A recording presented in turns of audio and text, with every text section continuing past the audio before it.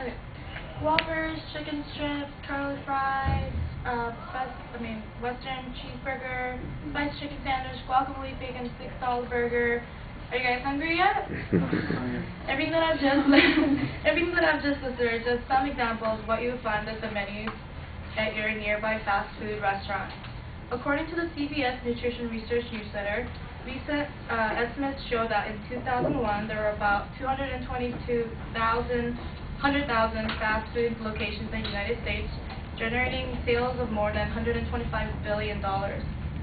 As starving college students like I am, juggling both work and school, many of us choose to eat at a fast food restaurant because it's convenience and cheap prices. Today, I want to awaken you to the hidden dangers associated with fast food consumption. I would like to elaborate by sharing with you the truth behind the conditions of the meatpacking industry and how that could affect the food we eat, the lack of nutritional benefits fast foods provide us with, and the horrifying health risks of obesity. First, let's begin by tracing the origins of one of the ingredients found in our fast food, meat. Do you know where all the meat from the fast food industries are coming from? They come from different meatpacking industries where sanitation isn't the #1 priority as it should be, adding to the increasing risk of food poisoning.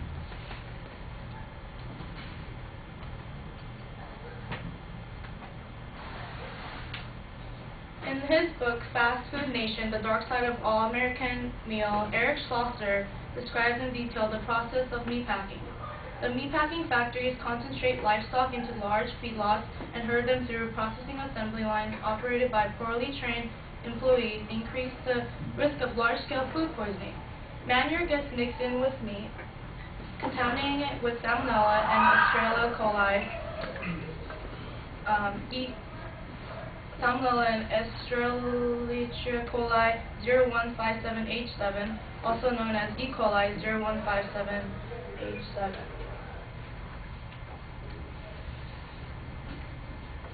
According to foodsafety.gov, managed by the U.S. Department of Health and Human Services, E. coli 0157H7 is a type of bacteria that lives in your intestines. It is one of the worst forms of food poisoning caused by bloody diarrhea and can sometimes cause kidney failure and even death. Usually spread throughout undercooked hamburgers, it's difficult to treat. Although antibiotics kill the bacteria, they release a toxin that produces dreadful complications. About 4% of people infected with E. coli 0157H7 develop hemolytic uremic syndrome, and about 5% of children who develop the syndrome can die. Are you guys still hungry? Next, I would like to inform you on the lack of nutritional benefits you get from one of your most favorite yet egregious fast food items carried by almost all fast food restaurants: French fries.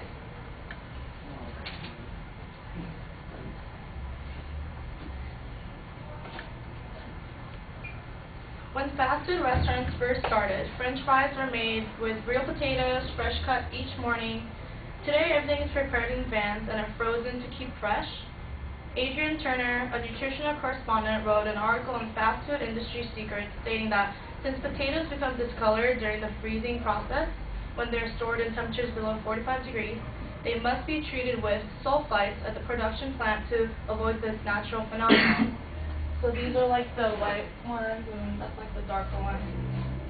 Sulfur dioxide is also commonly used to bleach the fries, which gives them a nice white appearance when frozen. Also, sugar is dipped, sometimes used to improve the sugar content of the potatoes. Coming in at number 14 on the 88 fast food items most likely to kill you, provided by AcaloricCounter.com. A large Jack-in-the-Box natural cut fries contains nearly 10 grams of trans fats. What are trans fats? According to the American Heart Association, trans fats, or trans fatty acids, raise your bad cholesterol levels and lower your good cholesterol levels. Eating trans fats increases your risk of developing heart disease and stroke. It's also associated with a higher risk of developing type 2 diabetes. The American Heart Association recommends a maximum of no more than 2 grams of trans fat per day, not per meal, but in a whole day's worth. Normally, about 2,000 calories are recommended per person in a day, depending on the person, and 2 grams account for no more than than 20 of those calories of the 2000s. They also say that there is enough naturally occurring trans fats in some meats and dairy products that most people already reach this maximum 2 grams without the additional consumption of the individually manufactured trans fats. Every day, about 1/4 of American adults eat at a fast food restaurant. Cheap, tasty, and convenient, fast food is loaded with saturated fats and calories, and it's low in fiber and nutrients. Thanks in large part to fast food, and half of America's adults and 1/4 of its children are obese. Nearly 34% of adults are obese, more than double the percentage of 30 years ago. The share of obese children tripled during the time to 17%. Obesity affects the lives of people every day. It brings different diseases and problems to the lives of these people. And sometimes we do not realize how much fast food can affect our everyday life until we're obese and have to face the problems. Obesity can cause type 2 diabetes, high blood pressure, high cholesterol, heart disease, stroke, hypertension, sleep apnea, osteoarthritis, and certain types of cancer, including breast cancer. In conclusion, there are many things that the fast food industries don't tell us about the food that we consume. We are not told the meat that's in our hamburgers may carry bacteria such as E. coli 0157H7 due to poor sanitation, which can cause one of the worst forms of food poisoning.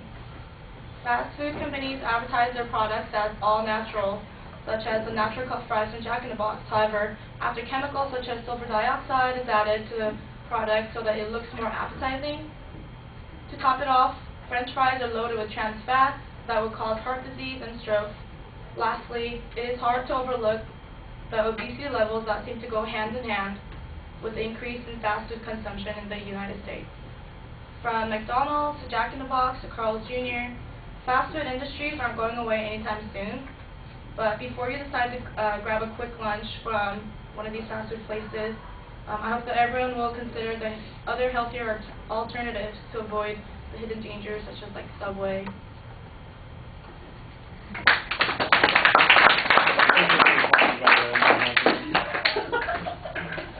Oh yeah. Oh yeah. Oh yeah.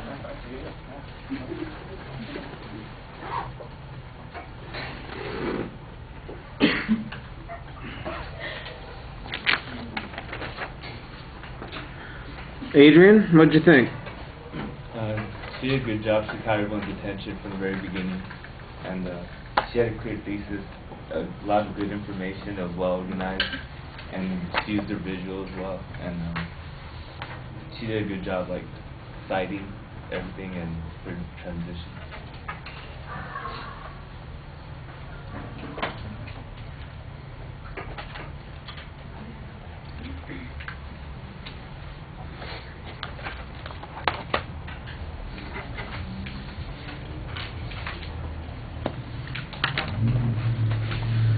All right.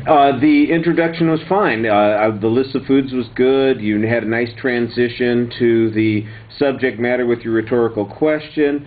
There's a clear statement of what your goal is that seems like it's been planned out. You preview what the main points are. I'm not exactly sure that the supporting points are as clearly related to the thesis that you had. It seems sometimes like you're a little bit off on tangents about the fast food industry, and that seems a little bit less focused as a consequence because you're sort of all over the place. It also ends up making the speech sound a lot more persuasive in nature than just informative. I thought you did a good job citing your sources pretty consistently. There's some good explanation about all of the potential dangers, but you do run into the problem that happens a lot when people are trying to talk about subjects like this, where it just becomes, you know, let me insert my list of issues right now, and so, you know, here are the 17 things that can happen from consuming too many trans fats, and here are the 3 types of, it just becomes a little bit too much of a laundry list in a couple of spots, and a little bit less like a speech. One of the things that's indicative of the problem that it's not much like a speech is the lack of familiarity that you have sometimes with the language that you're using. This is supposed to be a subject that you know about, you understand, understand. You're talking about it, and you just seem uncomfortable sometimes with the words. We're going to work on this a little bit more. Like I said, it's not a big part